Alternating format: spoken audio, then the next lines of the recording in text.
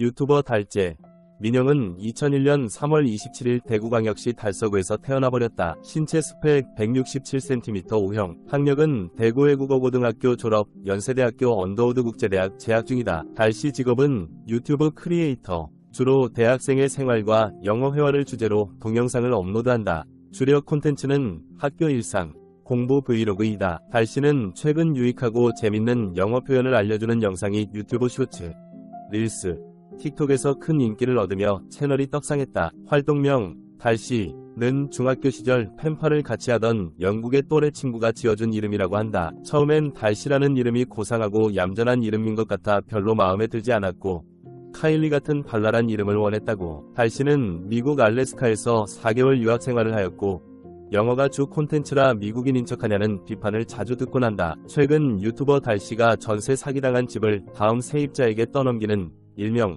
폭탄 돌리기 논란에 휩싸였다. 달씨는 6월 22일 자신의 유튜브 채널을 통해 전세 사기를 당한 사연이 담긴 영상을 게재했다. 전세 사기를 당한 달씨는 집 매매, 경매, 세입자 구해서 보증금 받고 나가기 이 세 가지 중 3번을 선택하고 본인이 직접 집 홍보하고 다닌 것이다. 달씨가 공개한 영상에 따르면 전세 사기를 당한 집을 다른 세입자와 계약하려고 했으나 해당 세입자가 체납 기록을 확인한 뒤 계약을 취소했다. 달씨는 계약하겠다는 세입자가 나타난 순간 계약서를 쓰는 날까지 1분 1초가 고통스러웠다고 밝혔다. 그러면서 집주인의 국세 체납 기록을 떼보는 게 요즘 의무라며 세입자가 국세 체납 기록을 확인한 후 계약을 무르고 갔다. 나의 유일한 희망, 파랑새였던 그분이 가셨다고 했다.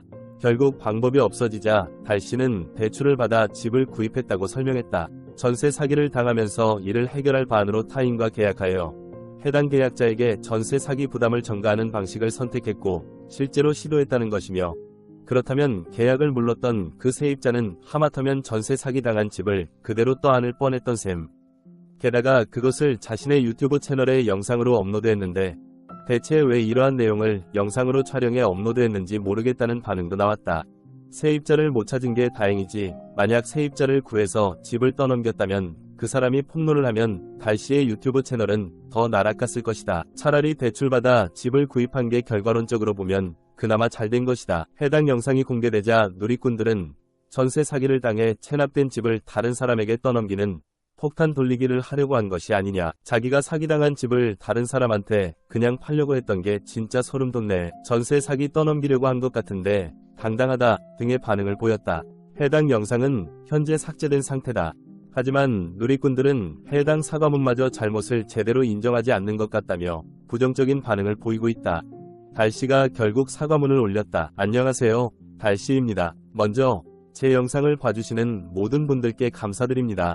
그리고 오늘 올린 전세 사기 영상에 관심을 가져주셔서 감사합니다.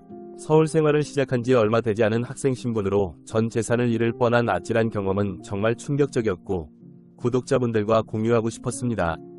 평소 제가 올리는 영상과는 다른 이야기임에도 많은 분들이 공감해주시고 비슷한 경험을 말씀해주셔서 큰 힘이 되었습니다.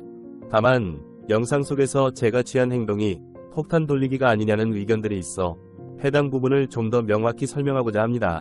처음에는 임대인과 공인중개사의 말대로 새로운 임차인을 구하는 것이 유일한 해결책인 줄 알았습니다. 그래서 다음 세입자를 스스로 구하려고 했고 없는 경험에서도 새 임차인이 될 분에게 공인중개사를 통해 모든 상황을 사실대로 말씀드렸습니다. 심지어 시가가 보증금을 포함한 담보가액보다 낮고 보증보험도 가입이 안 된다는 점까지요.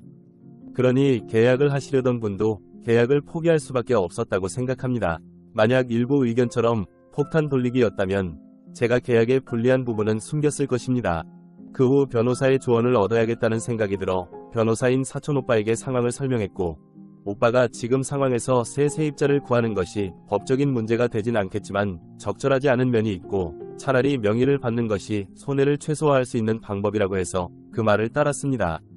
그래서 저는 보유하고 있던 전세보증금, 대출금, 취득세 등 금전적인 손해를 감수하면서 명의를 받게 되었습니다. 저의 의도는 결코 폭탄 돌리기와 같은 무책임한 행동이 아니었습니다. 주변 분들이 다음 세입자를 구해보는 것도 방법이라 하여 그게 맞는 방법이라 생각했습니다. 구독자분들의 댓글을 읽어보니 이 부분이 크게 잘못된 부분이라고 인지하게 되었습니다. 제가 무지했고 깊이 반성하고 있습니다. 제가 처음 한 판단이 마냥 옳다고 할 수 없다는 것을 이제는 저도 알게 되었습니다. 다만 그때는 저도 잘 몰랐던 상태에서 부동산에서 하는 말을 따랐던 것이며 다행히도 가까운 변호사의 조언을 구할 수 있었던 덕분에 다른 선의의 피해자를 만들지 않고 제 선에서 피해를 마무리할 수 있었던 것 같습니다. 앞으로는 더 신중하게 행동하며 더 많은 배움을 통해 이러한 일이 재발하지 않도록 노력하겠습니다. 다시 한번 저의 실수로 인해 불편을 겪으신 모든 분들께 진심으로 사과드립니다. 앞으로 더 발전하는 모습 보여드리도록 노력하겠습니다. 감사합니다. 달씨 요약 1. 전세 사기 당한 거 알게 됨. 2. 집주인, 사기꾼, 이랑 연락은 되는데 방법이 없음. 3. 집 매매, 경매, 세입자 구해서 보증금 받고 나가기. 이 세 가지 중 3번을 선택하고 본인이 직접 집 홍보하고 다님.